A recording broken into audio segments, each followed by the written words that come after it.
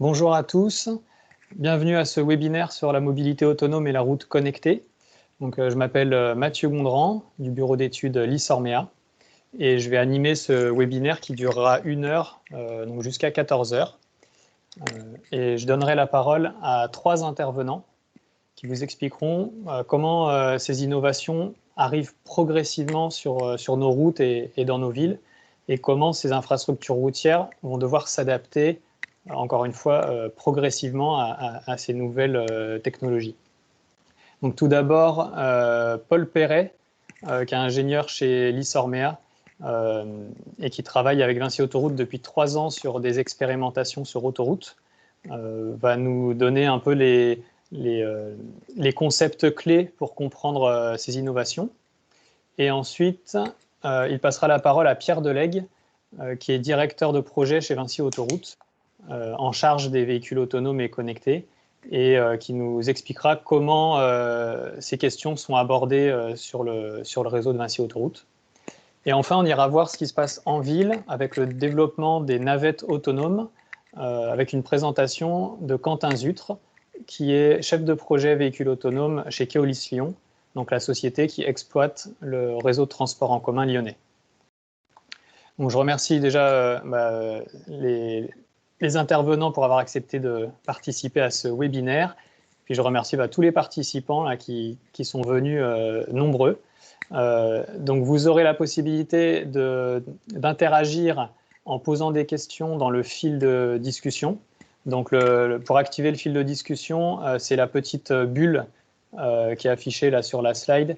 Donc tout en haut de la fenêtre Teams, il y a une petite bulle et vous affichez les discussions. Par contre, on attendra la fin des 3 présentations, qui font chacune à peu près un quart d'heure, pour rebalayer les différentes questions et on essaiera dans le temps imparti de répondre au moins à une partie de ces questions-là.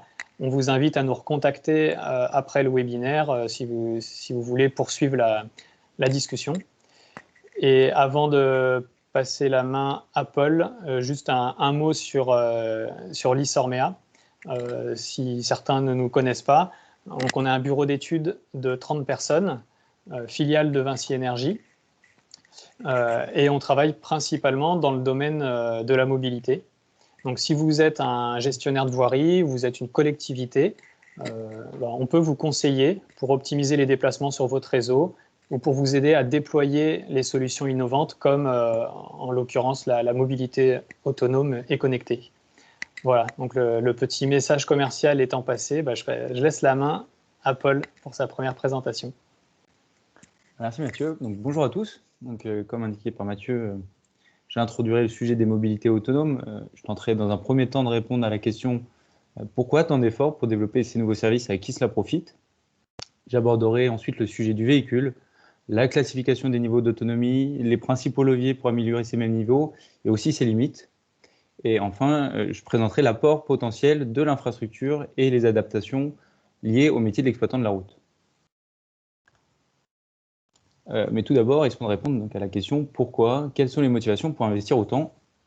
Premier élément de réponse, les enjeux de sécurité.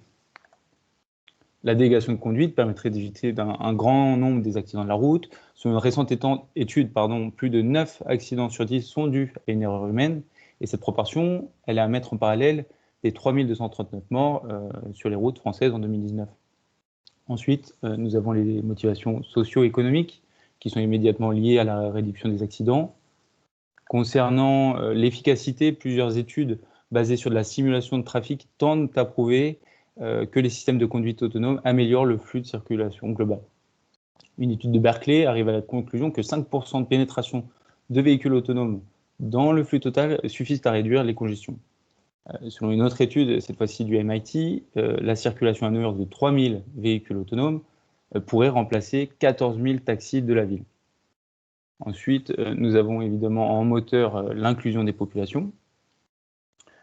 À la question pour qui, parmi les bénéficiaires, nous avons entre autres le gestionnaire de flotte qui dégage du temps de travail pour ses salariés, minimise ses primes d'assurance, assure la sécurité de ses salariés et diminue le volume de sa flotte par un partage maximisé des véhicules.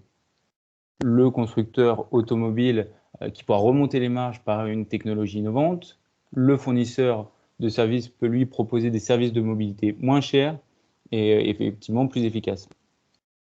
Enfin, pour l'utilisateur final, celui-ci peut profiter de nouvelles fonctionnalités, gagner du temps et améliorer sa sécurité. Il s'agit là de listes qui sont bien entendu non exhaustives à laquelle on aurait pu flécher d'autres enjeux ou acteurs. Ce qu'il y a à retenir de cette première slide, c'est que le déploiement des services de mobilité viendront impacter la société de plusieurs manières et les bénéficiaires sont eux aussi variés. Concernant les usages et services que peuvent adresser les systèmes de mobilité autonomes, ceux-ci peuvent être classés arbitrairement selon 3 catégories. Pour chacune, des exemples sont indiqués sur le slide. La première catégorie, c'est les usages liés à la mobilité partagée. On citera les services de robotaxi déjà déployés aux États-Unis, notamment avec Waymo, la filiale spécialisée de Google, donc à Phoenix. Ces services de transport à la demande sont aussi déployés en Chine, notamment avec Baidu, cette fois-ci la filiale spécialisée d'Alibaba, à Pékin. Autres usages liés à la mobilité partagée qu'on peut évoquer, c'est le service de navette du dernier kilomètre ou la desserte d'établissements via un parking déporté. Ces usages, ils sont possibles via des navettes que conçoivent Navia, EasyMile, Mila ou Lore, et tous sont des navettistes français, et cette expertise nationale elle est reconnue mondialement. Deuxième catégorie abordée, les usages liés aux véhicules particuliers. On peut noter le valet de parking pour laisser le système stationner son véhicule à l'entrée d'un parking. Également aussi, depuis juin dernier, les Nations Unies autorisent l'homologation des véhicules offrant un service de délégation de conduite sur voies à chaussée séparées et jusqu'à 60 km/h, c'est-à-dire dans un contexte de congestion de trafic. À la suite de ça, devrait suivre une autorisation de rouler dans des conditions nominales, mais toujours sur des voies à chaussée séparées, puisqu'il s'agit d'un environnement qui est propice de par la restriction d'accès. Le risque de rencontrer un sanglier sur l'autoroute est plutôt limité. Dernière catégorie, les usages liés à l'industrie et à la logistique. On note le platooning qui consiste à appairer des poids lourds sur voie rapide, donc ça c'est pour limiter les interdistances, et ça c'est un cas d'usage qu'on retrouve notamment aux États-Unis. Nous avons également les applications industrielles comme E-Liners, qui est un véhicule d'Eurovia qui est destiné au marquage au sol, donc, dont la conduite est rendue autonome, ou Tracked Easy, qui est une solution d'EasyMile déployée sur les aéroports ou sur le site PSA, notamment donc, de Sochaux. Enfin, un dernier usage que l'on peut aborder, c'est le droïde de livraison, pour notamment livrer la marchandise depuis le véhicule de livraison, donc le camion de livraison, jusqu'au pas de la porte du client. Ça, c'est une solution qui est imaginée, qui est pensée par Amazon. En conclusion, ce qu'il faut retenir, c'est qu'on reliera tous ces usages par un point commun. Ces services devront avoir un certain niveau d'autonomie qui dépend du besoin qui est visé. Maintenant que nous avons parcouru donc, les enjeux et les usages, essayons de nous intéresser à la solution imaginée. Cette deuxième partie vise donc à décrire le véhicule et les différents niveaux d'autonomie. Donc en premier lieu, la classification SAE des différents niveaux fonctionnels de ces systèmes embarqués. Elle repose sur 6 niveaux. Le premier niveau, c'est le niveau 0. Ça décrit un véhicule sans aucune intelligence embarquée. Typiquement, c'est une Clio des années 90. Au niveau 1, il y a soit une assistance longitudinale ou une assistance latérale. Typiquement, c'est des systèmes qui existent déjà. C'est le régulateur adaptatif de vitesse ou l'aide au maintien dans la voie. Au niveau 2, on a la combinaison des deux. On ne parle toujours pas de délégation de conduite, donc pas de véhicule autonome. On parle d'assistance à la conduite. On reste conducteur et en charge à tout moment de la conduite. Au niveau 3, on commence à parler de véhicule autonome. Nous ne sommes plus responsables de la conduite pendant une certaine période donnée, selon la situation. Et à côté de ça, le système peut nous demander à ce qu'on reprenne les commandes dans un laps de temps qui est donné. C'est 8 à 10 secondes selon les standards. Le conducteur, il devient alors le backup à ce système. À partir du niveau 4, le conducteur n'est plus un backup. Le système peut demander au conducteur de reprendre la main s'il a un souci, mais si l'on ne le fait pas, il sait désormais se mettre en sécurité tout seul. Enfin, le niveau 5, c'est le Saint Graal, la notion de conducteur disparaît, Tout le monde est passager, les commandes, pédales, volant disparaissent. Le véhicule est capable d'aller partout, à tout moment, sans jamais l'intervention d'un conducteur. Actuellement, nous sommes à la fin du niveau 2. Les appellations sont trompeuses, comme par exemple autopilot pour Tesla, ce qui laisse croire à de la délégation de conduite, alors qu'en réalité, il ne s'agit que d'assistance à la conduite. Tout cela, c'est disponible depuis 2014. Mais dès cette année, Honda sera le premier constructeur à commercialiser des véhicules de série avec fonction d'autonomie de niveau 3. Puis Daimler devrait suivre le pas donc avec la classe S, équipée du système Drive Pilot. Niveau 4, l'industrie automobile table aux alentours de 2025 pour les véhicules particuliers. Le premier service de robotaxi de Waymo est disponible depuis 2019. Et pour les services de transport partagé automatisé, on vise 2022, notamment en raison de l'évolution du cadre législatif. Enfin, le niveau 5, on parle de 2030, mais avec un gros point d'interrogation, car ce n'est pas vraiment prouvé que ça voit réellement le jour.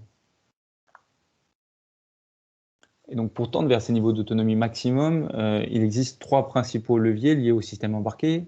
Le premier, c'est la perception. L'approche classique des constructeurs, c'est d'installer des capteurs qui permettent au système embarqué de percevoir précisément l'environnement immédiat du véhicule.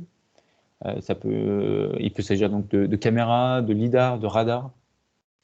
Et si l'on utilise en réalité plusieurs types de capteurs, c'est pour avoir une couverture de perception la plus exhaustive et dans des conditions aussi de fonctionnement les plus étendues. Deuxième levier, la cartographie HD. La cartographie HD du réseau routier permet au véhicule de se repérer sur son itinéraire. Cela peut notamment permettre au système embarqué donc, de prévenir le conducteur en amont d'une zone qu'il sait ne pas pouvoir gérer, typiquement une barrière de péage. Enfin, dernier levier, la connectivité. Elle permet de communiquer avec le véhicule aux alentours, c'est le V2V, le Vehicle to Vehicle, avec les piétons, avec le cloud, ou avec l'infrastructure, c'est le V2I, Vehicle to Infrastructure. À ce jour, 2 grandes familles de connectivité existent. La courte portée, représentée par l'ITSG5L C8X, et la longue portée avec le réseau cellulaire et notamment les promesses de la 5G.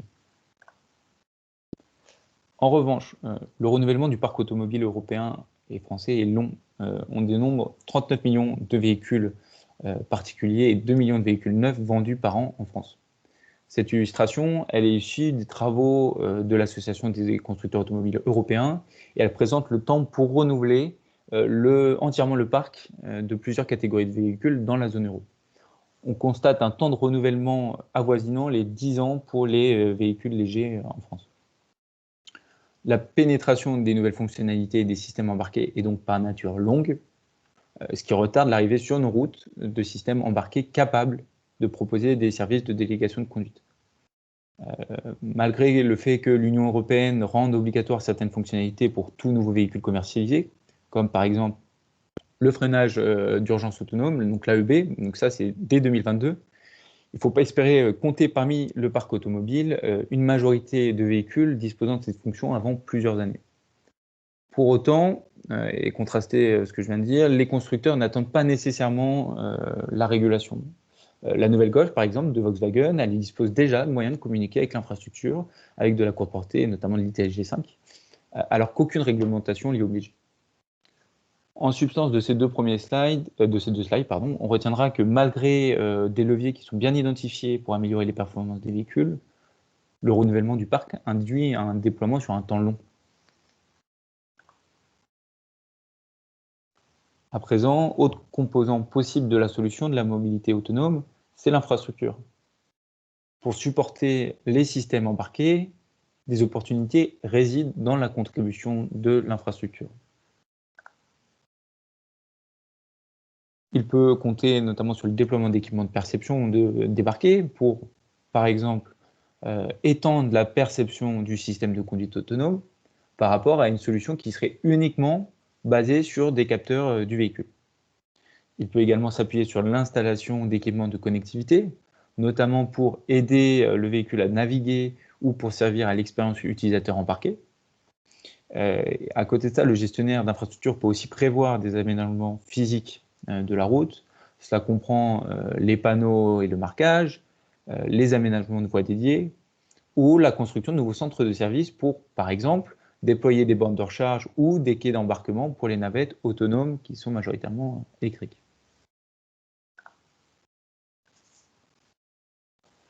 À présent, concernant le métier de l'exploitant routier, il a par nature 4 objectifs qui sont listés: garantir la viabilité du réseau et la sécurité routière, fluidifier la circulation ou à minima maîtriser les congestions récurrentes, informer sur les conditions de circulation et enfin offrir de nouveaux services. L'arrivée de ces nouveaux services ne modifie pas ces objectifs mais implique un changement dans ces missions. On notera une adaptation des méthodes de régulation de trafic. L'humain n'étant plus le conducteur et donc celui à qui l'on indique des consignes, que ce soit de vitesse via les PMV ou d'accès au réseau via de la régulation des échangeurs, les méthodes changent et une mise à jour des protocoles est donc à prévoir. Deuxième adaptation, garantir un niveau de service pour ces nouveaux systèmes en vue d'assurer la sécurité des usagers. Exploiter les données sortantes des véhicules pour améliorer la connaissance de son réseau. Par exemple, l'utilisation massive des feux de brouillard renseigne l'exploitant sur les conditions météorologiques. Et à l'inverse de ça, celui-ci doit être en mesure de mettre à disposition ces données d'exploitation qualifiées, notamment celles avec des enjeux de sécurité. On peut noter par exemple la présence de travaux mobiles sur son réseau. Afin de les communiquer, l'exploitant doit être en mesure d'extraire de ces systèmes d'aide à la gestion du trafic les informations requises et surtout au format demandé. Autre mutation de son métier, cette fois issue de la stratégie nationale pour la mobilité autonome, c'est la prise en compte de la mobilité autonome pour sa stratégie d'exploitation et d'investissement. Enfin, dernière évolution, le développement des services de mobilité partagés, autonomes, en lien avec les opérateurs, en passant par des partenariats et des synergies entre les acteurs clés. En synthèse, ce qu'il faut retenir concernant le métier d'exploitation routière, c'est que les objectifs ne changent pas, mais l'arrivée de ces nouveaux systèmes implique une adaptation nécessaire des missions pour répondre à la demande de ces systèmes. Je vous remercie pour votre attention et j'espère que ces quelques slides vous permettent de mieux saisir les nouveaux services et systèmes. Et donc, je vais passer la parole à Pierre, il me semble. Oui, merci Paul. Donc, Pierre, si tu peux partager ton écran. Oui, voilà. Vous m'entendez bien? Oui, et jusqu'à présent, je précise que jusqu'à présent, on n'a pas eu de questions, donc n'hésitez pas à poser des questions dans le fil de discussion qu'on active en cliquant sur la petite bulle. Voilà, je retiens les différentes questions et on les abordera à la fin des 3 présentations. À toi, Pierre. C'est bon? Ok. Ouais. Alors moi, je suis Pierre Delegue, en effet, je suis directeur des projets de véhicules connectés et autonomes pour le compte de Vinci Autoroute. Et dans le quart d'heure que j'ai aujourd'hui, je vais essayer de définir ce que représente la mobilité autonome pour un gestionnaire autoroutier comme Vinci Autoroute. Ce que ça représente en termes de services, de prestations, ce que ça représente en termes de challenge pour l'autoroute et à peu près où nous en sommes aujourd'hui via un exemple de projet sur lequel nous travaillons actuellement. Alors, la mobilité autonome sur autoroute, ça correspond à plusieurs prestations. Certaines ont déjà été mentionnées par Paul.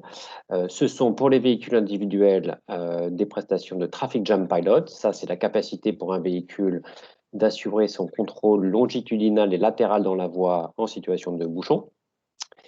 Ça, c'est du niveau 3. Ce sont aussi les fonctions après de niveau 4 qu'on appelle Highway Pilot. Ces fonctions-là permettront au véhicule de faire de la croisière, de rouler de manière continue sur l'autoroute, de dépasser des véhicules. On rentrera juste une destination sans navigation et jusqu'à la sortie, le véhicule sera géré entièrement, son évolution, pendant tout le mode croisière. Pour les poids lourds, Paul a parlé du platooning, j'y reviens pas. Et autre utilisation, service qui peut être intéressant de la mobilité autonome sur autoroute, ça concerne les transports collectifs. On a un certain nombre de projets de voies dédiées pour des bus sur autoroute qui voient le jour dans plusieurs collectivités en France. Il pourrait être intéressant d'y ajouter des briques d'automatisation pour augmenter le niveau de service de ces bus-là, pour en faire rouler plus vite, de manière plus resserrée, pour augmenter encore l'offre de transport collectif aux usagers.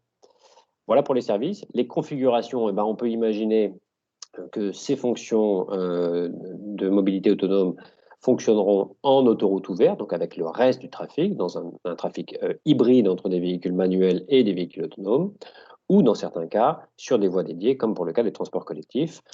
Attention, on ne dit surtout pas que les véhicules autonomes auront forcément besoin de voies dédiées sur autoroute. Non, dans certaines situations et pour certains services visés, ça peut être intéressant. Par contre, ce n'est pas indispensable pour d'autres. En termes de temporalité, on en est où à peu près? Eh ben, les véhicules connectés, notamment la Golf, dont on parlait il y a quelques minutes, est sur nos routes actuellement, en Europe et donc en France. Ça, c'est un véhicule connecté qui s'est échangé soit avec d'autres Golf, soit avec des infrastructures autoroutières si elles sont équipées, notamment avec des fourgons patrouilleurs, avec des flèches de rabattement, avec des véhicules d'intervention. Ça existe depuis fin 2019. Et puis pour les véhicules à délégation de conduite, donc autonomes, ben ça arrive cette année. La Honda Legend dont parlait Paul, elle est commercialisée au Japon depuis ce mois-ci, depuis mars 2021. Et la Mercedes Classe S, c'est dans 6 mois, c'est le deuxième semestre 2021. Donc là, ce sont des fonctions de Traffic Jam Pilot, donc du niveau 3 qui seront commercialisées. Et le niveau 4, Paul l'a dit, à peu près 2025. Il y a des constructeurs qui disent un petit peu avant, d'autres qui disent un petit peu après. Donc, en grosso modo, 2000. Alors, quel est le rôle, ou plutôt les rôles de l'infrastructure dans tout ça? On ne fait pas de véhicule côté Vinci Autoroute, on n'a pas prévu d'être constructeur automobile. Eh bien, il y a plusieurs rôles. D'abord, le rôle des équipements physiques de la route, que sont les marquages au sol et les panneaux de signalisation, ainsi que la cartographie numérique de la route. Tout ça, c'est la brique de base pour que le véhicule autonome se positionne, se localise et évolue. Il évolue, son stack software évolue dans un monde virtuel dans lequel on retrouve la cartographie numérique haute définition et puis l'ensemble des éléments de la route numérisés. Donc ça, c'est vraiment indispensable. Les équipements de la route et leur numérisation sont indispensables à l'évolution du véhicule autonome. Ensuite, une autre contribution de l'infrastructure, c'est la connectivité. Par de la connectivité, qu'elle soit courte portée ou longue portée, peut envoyer des informations aux véhicules autonomes et aux véhicules connectés sur des événements inopinés du trajet. Une zone de travaux, un véhicule qui est en train de ralentir, un bouchon, un véhicule qui est arrêté, toutes sortes d'incidents ou d'accidents ou de singularités sur le parcours. L'infrastructure, si elle en a connaissance, peut envoyer via des couches de communication, des couches de connectivité, ces informations aux véhicules autonomes pour qu'ils puissent anticiper la situation et naviguer ces situations, ces environnements en toute sécurité.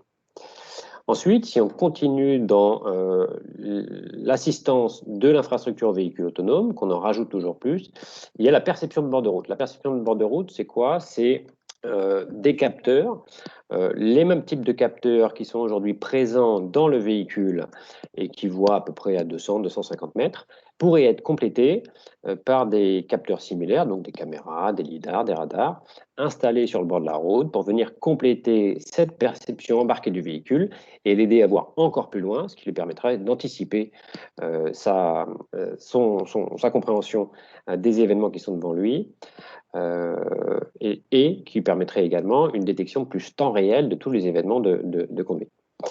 Et puis, l'assistance ultime de l'infrastructure véhicule autonome, c'est ce qu'on appelle l'hypervision. Alors, dans l'hypervision, l'infrastructure est responsable non seulement d'envoyer des informations au véhicule, mais également garantit l'orchestration, la régulation du flux de véhicules. Donc là, on garantit carrément un nombre de véhicules par heure et par voie, un peu similaire au modèle ferroviaire. Et donc ça, l'hypervision va encore plus loin dans l'assistance de l'infrastructure au véhicule. Ces contributions-là, on ne dit pas que dans chaque projet de mobilité autonome sur autoroute, il faut développer tout ça. On dit que ce sont des solutions, des outils qui sont à notre disposition, selon ce qu'on veut faire, selon le type de service qu'on envisage. Ces contributions peuvent être utilisées. Alors, de la même manière qu'il existe une échelle SAE côté véhicule sur les niveaux d'autonomie que Paul a présenté avant, il existe côté infrastructure une classification qui s'appelle ISAD, Infrastructure Support for Automated Driving, qui a été proposée dans le cadre d'un projet européen qui s'appelle Inframix par deux autoroutiers autrichiens et espagnols, Asfinag et Abertis, qui classifient l'infrastructure en 5 niveaux. Des niveaux les moins équipés, je commence par le bas. Le niveau E, c'est l'infrastructure routière classique, physique, pas de digitalisation. Le niveau D, c'est pareil, sauf qu'on a quand même le jumeau numérique de l'infrastructure routière et donc une cartographie digitale de l'infrastructure. Et ça peut être utilisé par le véhicule autonome pour se positionner, bien sûr. C'est ce qu'on disait tout à l'heure sur les marquages, les panneaux. Ça, ce sont des références pour le véhicule pour se positionner sur la route et dans sa voie. Et puis, la version numérique de ça peut être utilisée et l'est de plus en plus dans les fonctions d'assistance à la conduite. Certaines des fonctions, régulateur adaptatif de vitesse, maintien dans la voie, ces fonctions de niveau 2 qui existent aujourd'hui utilisent de plus en plus les cartographies numériques. Ensuite, les niveaux C et B, on monte dans la digitalisation et dans les couches de connectivité. On a au niveau C la possibilité pour l'infrastructure d'envoyer des informations sur des événements statiques et dynamiques. On peut communiquer ça à chaque véhicule. C'est typiquement zone de travaux, un accident, des choses qui sont prévues ou pas prévues, un objet sur la voie, un piéton, un animal, etc. Au niveau B, on va encore plus loin, c'est-à-dire qu'on a une perception coopérative. Là, au niveau B, on a de la perception sur l'infrastructure qui vient compléter la perception du véhicule et étendre sa capacité de comprendre son environnement. Et donc, pour ces niveaux-là, D, C, B, la connectivité peut être utilisée par les fonctions d'assistance à la conduite. C'est ce qui est prévu par plusieurs constructeurs. Les fonctions d'ACC, LK, toutes les fonctions de niveau 2, plusieurs fonctions de niveau 2 vont évoluer et vont devenir connectées. Donc, les fonctions se déconnecteront si le véhicule a, par exemple, l'information qu'il y a une zone de travaux ou un danger qui ne permet pas de garder son ACC activé, ou se déportera sur une autre voie pour éviter une zone de travaux, etc. Donc, la connectivité des fonctions d'assistance à la conduite, c'est prévu dans les roadmaps des constructeurs. Ça, c'est pour du niveau 2. Et pour du niveau 3, et bien sûr, en délégation de conduite, toute information sur l'état des conditions, sur les conditions de circulation permettront au véhicule de rester dans son domaine d'utilisation et donc de garantir une fonction de délégation de conduite plus longue, plus sûre, plus confortable. Et puis, le niveau le plus élevé côté infrastructure, c'est le niveau A. Alors là, on parle carrément de conduite coopérative. Là, l'infrastructure est responsable d'orchestrer les trajectoires, les flux de véhicules à des points singuliers. Ces points singuliers, typiquement, sont ceux qui nécessitent aujourd'hui de la négociation entre véhicules manuels, donc à l'insertion ou en sortie, en bretelle d'insertion de sortie d'autoroute, on a de la négociation entre véhicules manuels aujourd'hui, dans des situations où des véhicules se rapprochent, il y a des risques de collision, ou dans les entonnoirs d'entrée et de sortie au péage, là, il y a beaucoup de négociations entre des véhicules manuels. Typiquement, une infrastructure qui serait capable, par des capteurs de bord de route déportés et en hauteur sur l'infrastructure, de bien comprendre l'ensemble de la scène de conduite, pourrait envoyer des consignes, des trajectoires, des recommandations à chaque véhicule de manière individuelle pour négocier au mieux cet environnement de conduite, cette situation particulière. Alors, où on en est aujourd'hui? Avant de où on en est, pourquoi les véhicules autonomes ne sont pas tout à fait là? Alors, ça arrive, hein, Japon, puis Europe, des fonctions de niveau 3 dans 6 mois. Par contre, il reste encore un certain nombre de challenges. Des challenges techniques qui sont liés à certaines situations singulières sur autoroute. Ces singularités ne sont pas anormales, hein, c'est la vie d'une infrastructure routière et autoroutière. Donc, ce qu'on liste là, à titre d'exemple, ce sont soit des choses qui sont prévues, fixes sur le parcours. Le péage, c'est bien sûr fixe. Le balisage, du point de vue du gestionnaire autoroutier, c'est connu à l'avance. Les insertions, etc. Tout ça, on sait le prévoir à l'avance. Et puis, il y a des choses qu'on ne sait pas prévoir. Donc, tout ce qui est incident, présence d'objets, des ralentissements, etc. Toutes ces singularités sont autant de points durs pour le véhicule autonome. Qui ne sait pas les anticiper. Il y a aussi des challenges sécuritaires. Une des promesses, comme on l'a vu lors de la première présentation du véhicule autonome, c'est la sécurité. Et il y a un certain nombre de risques contre lesquels il faut valider les véhicules autonomes. Ce sont des risques de défaillance. Certains capteurs, certaines fonctions embarquées peuvent être défaillantes. Des risques de mauvaise interprétation. Certaines des fonctions embarquées utilisent par exemple des algorithmes d'intelligence artificielle qui, en plus de détecter, classent certains objets, certaines situations. Donc, même si le système lui-même n'est pas défaillant, qu'il n'y a pas de panne électronique, la classification peut être erronée. Donc, on peut avoir des mauvaises interprétations. Les risques de mésusage. Les mésusages, c'est quoi? C'est sur ces fonctions qui peuvent être complexes, et on le voit déjà sur des fonctions de niveau 2 aujourd'hui, l'usager peut mal utiliser la fonction, peut croire qu'il est dans un certain mode alors qu'il est dans un autre, et donc cela, une mauvaise utilisation des fonctions par les usagers, peuvent entraîner des situations à risque. Et puis les risques de malveillance, les véhicules autonomes seront connectés. Qui dit connecté dit point d'attaque potentiel pour des attaques de cybersécurité. Donc là, il y a des choses à sécuriser contre les risques de malveillance. Et on fait référence ici à la cybersécurité. Il y a aussi des challenges législatifs et réglementaires. On en a déjà un petit peu parlé. Que ce soit l'homologation qui régit la validation des véhicules et leur immatriculation, ou le code de la route qui dicte la circulation des véhicules, ou les expérimentations, les autorisations des expérimentations qui, en amont, pendant les phases de R&D, on a besoin de faire rouler des prototypes. C'est comme ça qu'on développe les fonctions de véhicules autonomes. Et donc, il y a des véhicules qui ne sont pas tout à fait validés, qui doivent rouler sur la route, donc il faut des autorisations spéciales pour ça, ou que ce soit sur les sujets assurantiels et de responsabilité. Il y a aussi pas mal de questions sur ces sujets. Mais globalement, tous ces sujets non techniques, le législatif, le réglementaire, avancent à grands pas. Il y a des avancées majeures, là, notamment en 2020, sur ces sujets-là, sur tous ces sujets-là. Donc, les principaux challenges qui demeurent sur le véhicule autonome seront techniques. Et juste pour vous donner un exemple de ce que nous faisons côté Vinci Autoroute, alors on a un portefeuille de projets sur le véhicule connecté et autonome, et certains de ces projets sont des projets d'expérimentation avec des constructeurs automobiles, avec la filière automobile de manière générale. Et un de nos projets phares s'appelle SAM. SAM, c'est un consortium qui regroupe l'ensemble des acteurs de la filière du véhicule autonome que l'on voit dans le tableau à gauche. Donc, les constructeurs automobiles français, des fournisseurs, les opérateurs de mobilité français et l'ensemble des centres et instituts de recherche qui comptent dans le domaine de la mobilité autonome. Et puis, nous, Vinci Autoroute, côté infrastructure autoroutière. SAM, ça veut dire sécurité et acceptabilité de la mobilité autonome. Et c'est un consortium de 18 ou 19, je ne sais jamais, partenaires qui a répondu à un appel à projet de la DGITM qui s'appelle Expérimentation du véhicule routier autonome. Et le but de ce consortium, qui a répondu et qui en a été lauréat.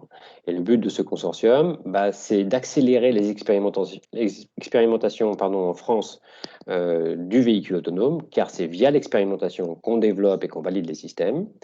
Le scope, c'est l'ensemble des objets de mobilité autonome, les véhicules individuels, le transport collectif, comme les navettes ou les véhicules partagés, le transport de marchandises. Ça s'étale entre 2019 et 2023 et ça concerne les niveaux L3 et L4 de l'échelle SAE présentée précédemment.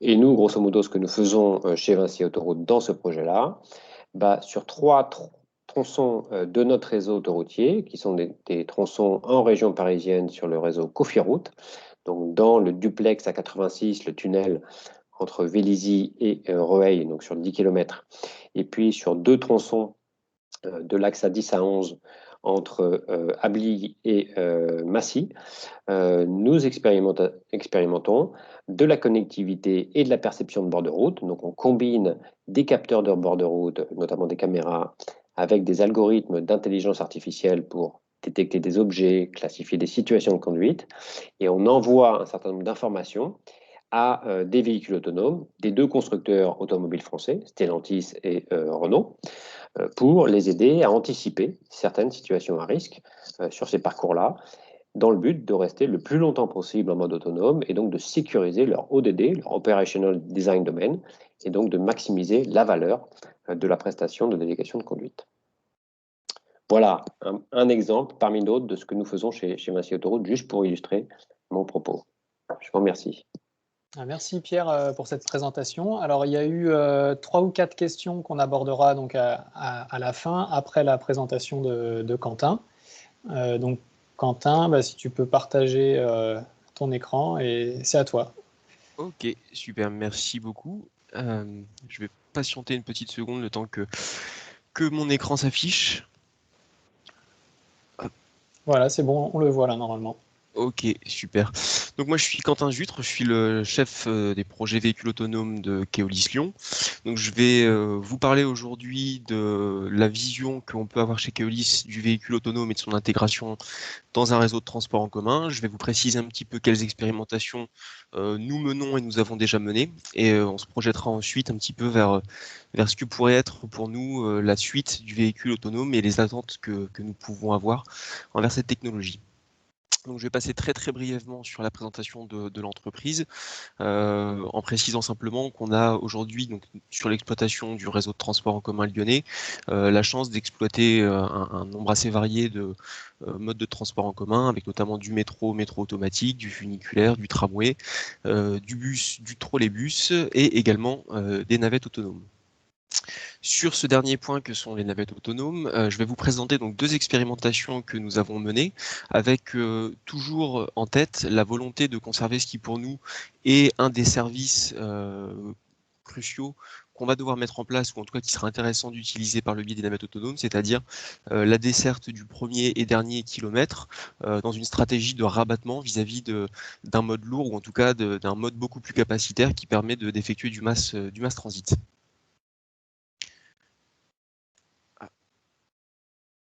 J'ai visiblement ma présentation qui est bloquée.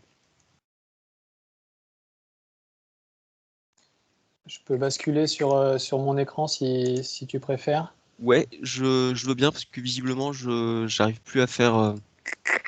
Merci beaucoup.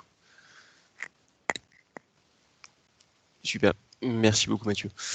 Donc cette première expérimentation, c'est l'expérimentation Navli qu'on a réalisée sur les quais de la Confluence, qui était donc connecté à une ligne de tramway. C'est un quai où le trafic était très régulé. On a principalement des piétons, un usage plutôt touristique de la zone, mais néanmoins des entreprises tout le long de ce quai qui sont à desservir. Et c'était tout l'intérêt pour nous de proposer ce service du dernier kilomètre. Donc on l'a lancé en septembre 2016 et il avait connu un franc succès avec notamment cette expérimentation s'est arrêtée en début d'année 2020. Nous arrivions au terme de nos autorisations ministérielles. Et donc, on avait eu l'opportunité d'avoir 65 000 voyageurs à bord de nos navettes et de parcourir même un petit peu plus de 40 000 kilomètres. Et ça a été pour nous quelque chose de très riche en termes d'enseignement. Ça a été une première brique d'un point de vue technologique où on a évidemment rencontré les premières difficultés, mais ça aussi, ça fait partie de la vie des expérimentations. Et on a pu se poser certaines questions et améliorer nos convictions sur les points qui étaient absolument nécessaires d'améliorer en vue d'un service un peu plus ambitieux, en route ouverte notamment. Et c'est le second service que je vais vous présenter par la suite, donc le service du Parc OL, que nous avons inauguré en novembre 2019. Merci beaucoup Mathieu. Donc, ce service qui était intéressant pour nous à plusieurs niveaux. Le premier niveau, c'était un point de vue vraiment de l'utilité, parce qu'il faut savoir que le Groupama Stadium, en novembre 2019, quand nous avons inauguré cette expérimentation, c'était un quartier dans lequel il y avait, en dehors du stade et des bureaux de l'Olympique Lyonnais, il y avait beaucoup de constructions, mais pas encore de bâtiments qui étaient réellement en activité. Donc on savait pendant quelques mois, on s'attendait à avoir une augmentation des flux, de petits flux de voyageurs quotidiens, essemés un petit peu tout au long de la journée. Et donc, a priori, dans nos réflexes, par des lignes de bus conventionnelles, on n'était pas tout à fait dimensionné pour pouvoir répondre à cette augmentation qui allaient venir au gré des ouvertures des différents nouveaux générateurs de voyages. Et donc, on s'était dit que ça pouvait être très intéressant d'accompagner cette augmentation de la fréquentation du quartier par cette expérimentation. Et alors, ça a été effectivement une réponse qui a été jugée pertinente, notamment par les retours que nous avons pu avoir des utilisateurs et des salariés des différents bâtiments qui ont ouvert. Malheureusement pour nous, la crise sanitaire nous a contraints, en ayant ouvert en novembre 2019, d'arrêter temporairement l'expérimentation, donc en mars 2020, pour ne pouvoir reprendre qu'en septembre 2020. Néanmoins, ça a été une première période pendant laquelle on a pu éprouver un service, avoir un peu plus de 6000 voyageurs, réaliser plus de 4000 km. Et donc ça, c'était aussi l'occasion pour nous d'avoir un retour vis-à-vis de cette proposition de service, de la manière dont les voyageurs le percevaient. Et c'était notamment l'objet d'une des études menées avec nos partenaires du programme H2020 Avenue, qui est un projet de recherche et d'innovation européen, dans lequel on vise, avec 4 autres sites démonstrateurs en Europe, à développer des nouveaux services avec des véhicules autonomes et à étudier les besoins techniques d'une part, mais aussi les besoins économiques, sociaux, et la manière dont cette nouvelle technologie peut être acceptée par les utilisateurs d'un réseau de transport en commun.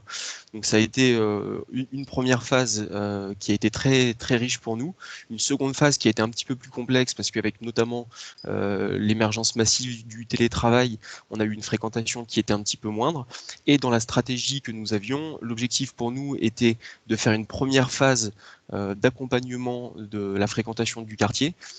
Et comme en janvier de cette année, il y a eu l'inauguration d'une nouvelle ligne de tramway, le tramway T7, qui offre un service qui est redondant, on a donc interrompu le service en janvier, au moment de l'arrivée du tramway.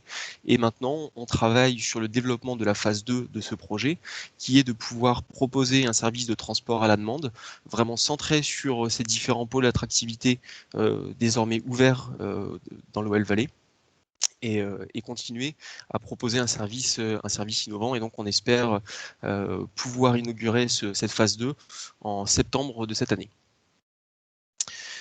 Ensuite, je vais vous parler en précisant un petit peu quelques cas d'usage que nous avons eus sur cette expérimentation du parc OL, qui est un parcours très intéressant parce qu'il est 100% en route ouverte, et on avait absolument besoin d'infrastructures connectées, notamment pour gérer certains carrefours complexes. Et ce sont donc 2 carrefours avec des cas d'usage un petit peu différents que je vais vous présenter. Donc le premier carrefour pour nous est un rond-point qui était particulièrement ambitieux parce que c'est le principal point d'entrée dans la métropole par l'est de Lyon. C'est un rond-point où il y a 40 000 véhicules par jour qui circulent, donc avec une forte densité, 5 embranchements et 2 voies, donc une vraie complexité pour insérer la navette dans ce trafic dense en comptant uniquement sur les capacités de la navette. Et donc ici, on a utilisé la communication V2X, donc on a des relais avec des unités de bord de route qui nous permettent d'avoir une communication dans les 2 sens avec le contrôleur de feu. Et grâce à ça, on fluidifie le trafic des navettes et on augmente leur performance parce qu'à l'approche des navettes, il y a donc cette communication qui permet de modifier les cycles des feux et de fermer les différentes branches que la navette n'utilise pas pour garantir à la navette, lorsqu'elle approche de ce rond-point, d'avoir un rond-point vide de circulation et donc une insertion tout à fait fluide. Donc ça, c'est un premier cas d'usage qui pour nous est intéressant. Et le deuxième cas d'usage qui cette fois était moins lié à de la performance du service, mais plutôt à de la sécurité. On a le carrefour donc, qui est dessiné en bas avec un tourne à gauche qui présente évidemment un danger quand on se concentre sur les capacités de détection de la navette puisque un véhicule peut arriver par la voie d'en face. Et donc l'objectif pour pouvoir passer cette séquence, c'était par la communication avec l'infrastructure, une fois que la navette s'engage dans le carrefour, de déclencher la fermeture au rouge du feu d'en face pour pouvoir assurer à la navette un tourne à gauche en toute sécurité.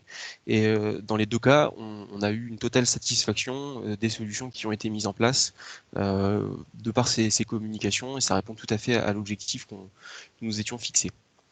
Maintenant, si on se concentre un petit peu sur l'avenir, et c'est des sujets qu'on étudie notamment dans le cadre de la phase 2, même si l'ensemble ne sera pas mis en œuvre, qu'est-ce qu'on pourrait faire avec de l'infrastructure connectée ? On On envisage évidemment de faire du tracking des véhicules, des objets, des vélos ou des piétons qui peuvent être sur la zone pour pouvoir sécuriser certaines manœuvres que pourront faire les véhicules autonomes, parce qu'on ne peut pas considérer que les compétences seules et les capacités seules de ces capteurs peuvent répondre à l'ensemble des cas d'usage que pourraient rencontrer les véhicules autonomes. Pour nous, c'est aussi une gestion automatisée des contrôles d'accès avec la possibilité d'avoir des informations monitorées qui remontent à un poste de contrôle. On peut envisager aussi dans des métropoles qui se modernisent d'avoir des gestions automatisées des zones de travaux, ce qui nous permettrait, sachant que les navettes ont besoin d'avoir une pré-reconnaissance de leur parcours, de ne pas avoir à interrompre à chaque nouveau travaux le service. Et enfin, ça c'est quelque chose que l'on rapproche de ce que nous connaissons notamment dans le cadre du métro automatique, c'est pouvoir fiabiliser certaines manœuvres par la redondance du positionnement des véhicules. C'est-à-dire qu'aujourd'hui, on travaille avec le GNSS, plus une reconnaissance de l'environnement qui entoure la navette. On pourrait très bien envisager fiabiliser le positionnement de la navette avec notamment les unités de bord de route qui offrent des points fixes supplémentaires et qui peuvent corriger l'information GNSS qui parvient au véhicule. Ensuite, plus largement et pour conclure cette présentation, je voulais vous donner quelques éléments de ce que nous considérons comme étant l'avenir, ou en tout cas dans quel sens devront se développer les véhicules autonomes pour le transport public. Donc évidemment, pour nous, c'est continuer à desservir des zones plutôt peu denses, avec des besoins de mobilité auxquels le transport en commun conventionnel ne peut pas répondre, notamment pour des questions économiques, sachant que c'est une activité qui est grandement subventionnée par les fonds publics. Donc c'est l'occasion, quand aujourd'hui on considère qu'une nouvelle ligne coûterait trop cher, de pouvoir apporter une alternative et donc de continuer à augmenter l'attractivité de nos réseaux de transport en commun, toujours en s'inscrivant en complément des lignes structurantes. Donc c'est vraiment une stratégie de rabattement pour nous qui est à promouvoir. Ça peut être également un service avec plus de capacité d'adaptation, puisqu'on pourrait tout à fait envisager avoir, en fonction des différentes périodes de la journée ou de la semaine, différents services qui s'articulent en fonction des besoins. On réfléchit également à, alors ici j'ai parlé du modèle économique public-privé, mais plus largement à des nouveaux modèles économiques qu'on arriverait à atteindre une fois que l'opérateur, parce qu'aujourd'hui on a toujours besoin d'un opérateur de sécurité à l'intérieur, lorsqu'on pourra avoir un superviseur d'une flotte de véhicules autonomes, on va avoir des vraies opportunités liées à ce nouveau modèle économique, et donc l'opportunité également de développer des nouveaux services. En termes de fonctionnalité, c'est un point que j'ai voulu aborder, même si nous ne sommes pas navettistes et donc on n'est pas dans la roadmap des constructeurs comme Navia ou EasyMile. Je ne fais pas partie des personnes qui considèrent que la navette autonome aura un avenir uniquement en allant à 50 km/h, en étant aussi performante qu'un bus avec des grandes capacités et en pouvant relever tous les challenges qu'on peut trouver dans des voies ouvertes. Moi, je pense qu'en termes de fonctionnalité, on n'est pas forcément très loin de quelque chose qui nous permettrait déjà de rendre des services vraiment intéressants. Et finalement, avec une vitesse entre 25 et 30 km/h, on a tout à fait la possibilité de s'insérer dans certains quartiers, de répondre à certains besoins. Ça ne veut pas dire qu'on pourrait tout faire, mais en tout cas, ce serait largement suffisant pour envisager certains services.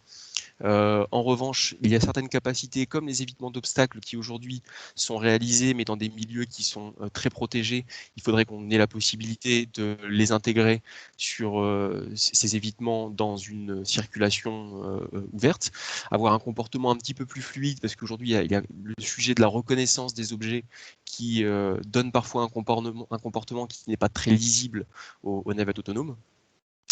Et enfin, un taux de disponibilité qui soit aligné avec les exigences d'un réseau de transport en commun, puisque aujourd'hui, les prototypes que nous utilisons, comme son nom l'indique en tant que prototype, ils n'ont pas la robustesse qu'on est en droit d'attendre, sachant que sur un réseau de transport en commun, on a des disponibilités qui sont supérieures à 99%, et donc une offre qui est aussi suffisamment fiable pour être attractive pour les usagers.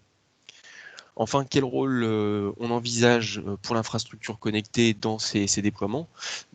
C'est pour nous un des points d'entrée qui participeront nécessairement à la démonstration de sécurité que les opérateurs de transport public devront faire.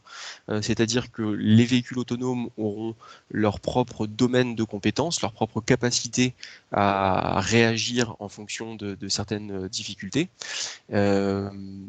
Et donc, on se dit que si sur certains carrefours ou certaines manœuvres complexes, le véhicule autonome ne suffit pas, on peut avoir des compléments pour démontrer le niveau de sécurité attendu sur ces nouvelles lignes de transport en commun. Améliorer les performances des lignes opérées, c'est l'exemple du rond-point que je vous ai donné précédemment, avec la possibilité d'avoir une insertion prioritaire donnée aux véhicules autonomes.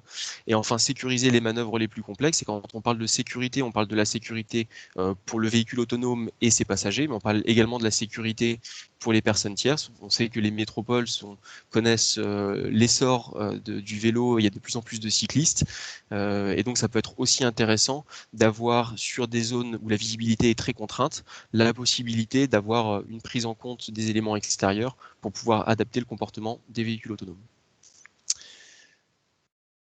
Voilà pour cette présentation. Merci beaucoup, Quentin. Bon, merci aux 3 orateurs qui ont bien tenu le timing. Donc, il nous reste presque 10 minutes pour traiter les différentes questions. Alors, on ne pourra peut-être pas toutes les aborder quand même parce qu'il y en a eu 8 ou 9. Alors, je vais commencer par les... Alors, je referme ça. Voilà, donc il y a eu des questions qui concernent plus le domaine autoroutier. Une question sur le planning de déploiement de la roadmap Vinci et le taux de couverture du réseau qu'on peut attendre. Est-ce qu'on vise seulement les autoroutes ou aussi un déploiement dans l'espace urbain? Donc une question peut-être plutôt pour Pierre. Oui, quelques éléments de réponse. La roadmap de l'infrastructure s'adapte à la roadmap des véhicules. Donc, c'est en fonction des besoins des véhicules de niveau 2, de niveau 3, de niveau 4 que l'infrastructure doit s'adapter. Donc, on n'est pas complètement maître de notre roadmap. Il faut que ça se fasse en collaboration avec la filière automobile. Après, sur le taux de couverture, c'est plusieurs éléments de réponse. La grande réponse, c'est ça dépend. Ça dépend ce qu'on veut faire. Si on veut faire des services très élevés en termes de niveau de service, on veut faire de l'hypervision, de la téléopération de véhicules, du bus à haut niveau de service sur des voies dédiées, là, c'est bien sûr pas l'ensemble du réseau autoroutier. Là, on va cibler quelques tronçons très congestionnés, localisés aux abords des grandes agglomérations pour déployer de l'infrastructure au service des véhicules. Par contre, le deuxième élément de réponse, c'est que les véhicules individuels de niveau 3 et de niveau 4 sur autoroute aujourd'hui, même si on ne sait pas encore, c'est le but de nos expérimentations actuelles, exactement ce qu'on déploiera côté infrastructure pour leur fournir de l'assistance, ça, c'est une approche côté constructeur, c'est une approche interopérable sur tout le réseau. Ces véhicules-là devront fonctionner sur la plupart du réseau autoroutier. Donc, il faudra que pour ces véhicules-là, les véhicules individuels, on ait des solutions qui soient probablement déployées sur une bonne partie du réseau autoroutier. Et une autre question sur la normalisation à l'échelle française, européenne ou mondiale, et sur le modèle économique qui y a derrière le déploiement de tous ces équipements d'infrastructure. Pour l'autoroutier ou pour alors, c'était posé pendant ta présentation, ouais. Alors, sur les normes, il y a des normes qui sont internationales. Ce sont les ISO, notamment utilisées pour la safety. Il y a des réglementations qui sont internationales aussi, une réglementation de l'ONU. Les fonctions Traffic Jam Pilot de niveau 3, ça c'est une réglementation de l'ONU, donc internationale, qui régit ces systèmes-là. Il y a après, dans le volet législatif, des codes de la route qui, eux, sont nationaux. Et il y a aussi des autorisations de roulage qui, elles, sont nationales aussi. Donc, ça dépend à quelles normes ou standards, à quel texte on fait référence. Et puis, le modèle économique, alors là, c'est une réponse spécifique à l'autoroute. Déjà, il faut être un peu humble.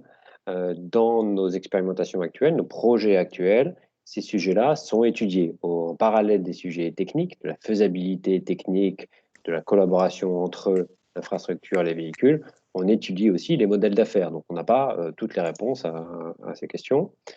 Ceci dit, le modèle de l'autoroute concédée est connu. C'est le principe de l'utilisateur-payeur. Et donc, le modèle économique est le même, peu importe ce qu'on fait évoluer sur l'infrastructure. On peut prendre l'exemple des stations de recharge électrique aujourd'hui. Forcément, il va falloir rentrer ça dans les investissements. Donc, c'est le même principe. Je ne pense pas, hein, ça n'engage que moi. Hein. Je pense pas qu'on va changer le modèle économique de l'autoroute concédée à chaque nouvelle installation qu'on y met. Donc, il n'y a rien de spécifique à la mobilité autonome en termes de couverture des investissements. On peut prendre l'exemple de comment ça se passe aujourd'hui pour les infrastructures de recharge de véhicules électriques. Et un dernier mot, si tu me permets, sur notre ambition, c'est quand même d'équiper l'infrastructure pour essayer de rendre la mobilité autonome plus abordable par tous. C'est-à-dire ce qui arrive aujourd'hui en termes de véhicules, je parle des véhicules individuels sur autoroute, c'est le haut de gamme. Hein. Ce sont que les hauts de gamme.